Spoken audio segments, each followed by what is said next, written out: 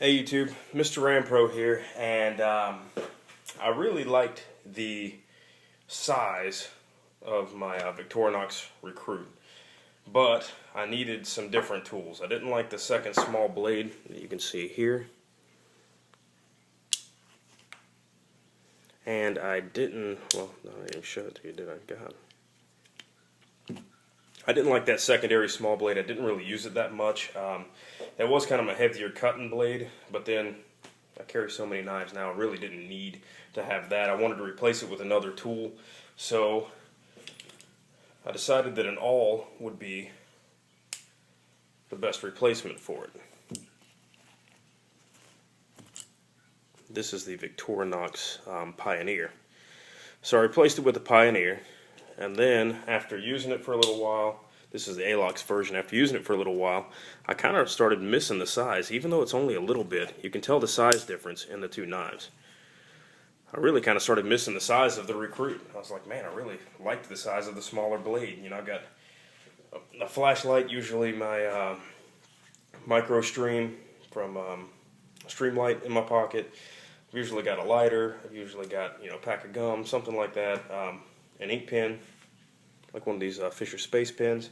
And I usually got that crap in my pocket, so I really, and that's all in the same darn pocket, you know. So I really liked the size of the smaller Victorinox Recruit. So, all of that being said, I went out on the search for something that had all of the same features of this with the smaller size. Well, I didn't find what I wanted with Victorinox really readily available. I didn't research a ton. I'm sure there's possibly one out there. I didn't come across it.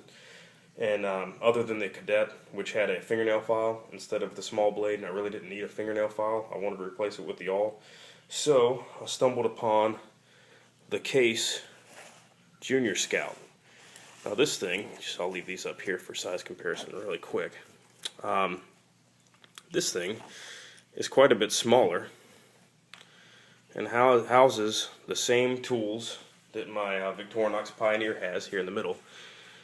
And I also get the bone handles, the amber bone handles, and I get a knife that's made in America. So that's pretty cool. I was kind of excited with it. I really did like the bail on the back versus the fixed lanyard loops on the back of the Victorinoxes. Now price points obviously are huge. This here's 60, 70 bucks. This here probably 20 to 25 bucks, and this here I would say what, 13 to 18 bucks. So the price points are really different, but for the size and stuff like that, which is what I'm kind of going after, and the tools that you get off of it, the materials and stuff like that, I thought it was a suitable substitute. So let's go through, and it really won't be a comparison, but as I'm talking about this one, I'll show you the features on the others, so we can do size comparisons on that. This is the main blade on the Case Junior Scout. Here's the box that comes in here. Here we are. Junior Scout and amber bone. And it doesn't have a price on it, but it was right at about 60, 70 bucks, something like that. You can tell the blade is quite a bit smaller, but in this, I carry this normally as a backup pocket knife anyways. I normally have an Emerson, a buck knife, something else in my pocket. So as far as a main blade that I really use for my main utility. This here's a secondary blade, so I didn't mind if it was a little bit smaller. The ergonomics on this are exactly what you expect, just like these and these. Straight, not really anything extremely, you know, ergonomic, but it's a freaking multi-tool, you know what I mean? So it's got quite a few features on it, so, and honestly, these are not bad ergonomics, it's just straight, you know what I mean? Ergonomics, I don't want to say by definition because then people are going to quote me, but ergonomics mean that it fits your hand, you know, in this instance, in this application. So it does fit my hand and it does work. The extra on the ergonomics on the Case knife versus these two would be the fixed little point in the back for your lanyard loop and your split ring to go through.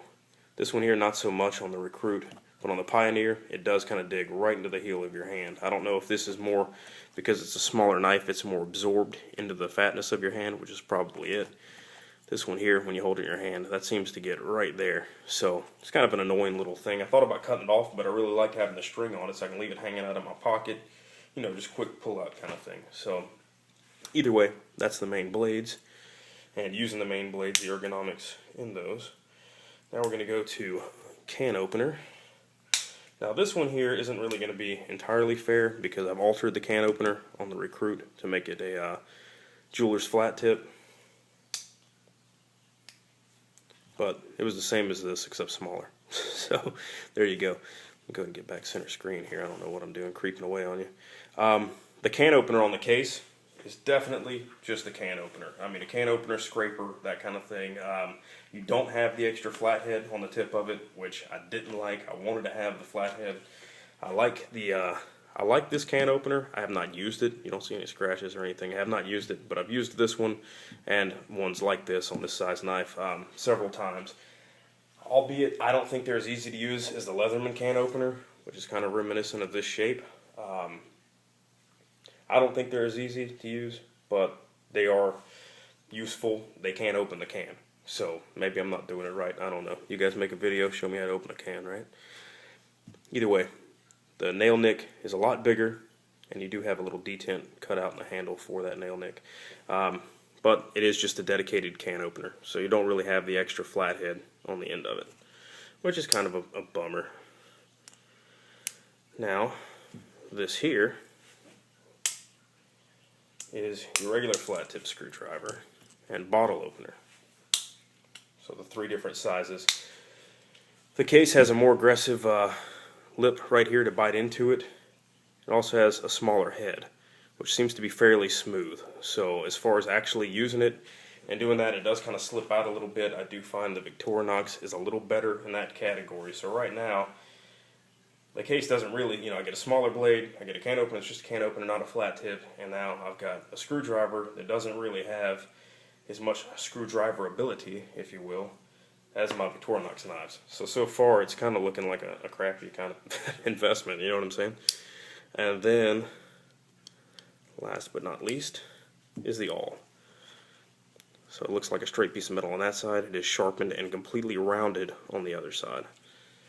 So now the awl, and in this place you get a small blade. The awl here on the Victorinox Pioneer, excellent. Absolutely, probably one of the best awls that I've used. Shy from this one here, which is also on a Victorinox knife on the Super Tinker. This one I've used more. Well, almost more. Probably, honestly, about as equal, but this is a really successful awl. I really like it. Putting notches in belts is kind of, it's kind of silly. You wouldn't think you'd be doing it a ton. You know, usually you get a belt that fits and you're done. My work issues you a belt, and you go through those belts fairly rapidly because they're cheap. But you have to wear that belt as part of our uniform at work. It's a scratchless belt, so it doesn't have a buckle on it. Those things come in 1,000 different sizes. My order's going to get messed up. You know what I'm saying? I'm the guy that's going to get the freaking size 32 pants and the freaking size 58 belt. So that's kind of how it works out, you know what I mean? So I'm using the awl. I'm cutting the belt in half with a freaking knife, and I'm using the awl, getting me where I need to be. So that's really the main points on these 2 blades. I will say that for the aesthetics and for just the general looks and the clean, nice, sharp look of the case, kind of gets it some pocket time. But the Victorinox Pioneer is still winning, even though it has a little bit bigger blade than what I wanted. It's still kind of topping me out. I would recommend definitely checking out this case knife if you're one of the only American-made blades for me kind of guys, which I'm usually in that route. I think there's only a couple of companies that I steer away from. You know, I don't mind that they're made overseas. Victorinox is one of those. They're one of my favorite companies. Definitely a lot of great knives coming out of those guys. And they've been around for a while. They're proven and they're cheap. You can get a couple of these things. You can put them anywhere. I mean, under 20 bucks. It's hard to find a tool with that kind of freaking, with that kind of usability in that price range.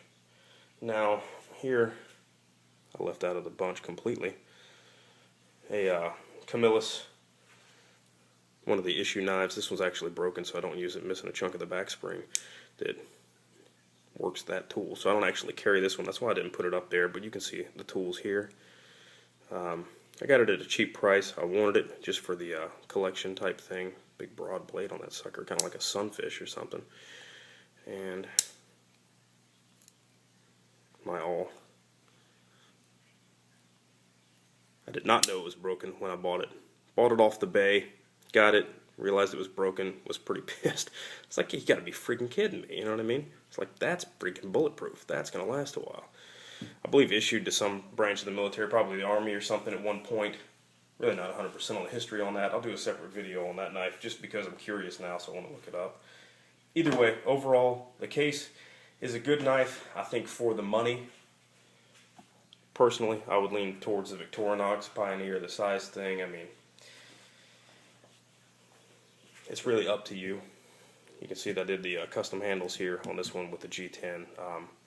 This is the A-Lux, and this is the bone, stainless steel, and then the red plastic handles, the clip-on ones from Victorinox originally, which is what this had.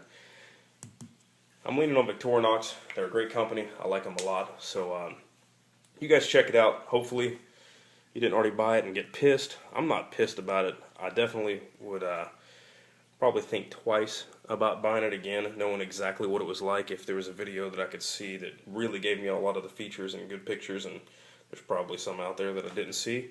If you guys have one, feel differently, feel free to comment, rate, subscribe, you know what I'm saying? You guys be good. I'm going to go hydrate. I've got a marathon to run in a minute, and you got to get your water intake. You guys be good. Thanks a lot for watching.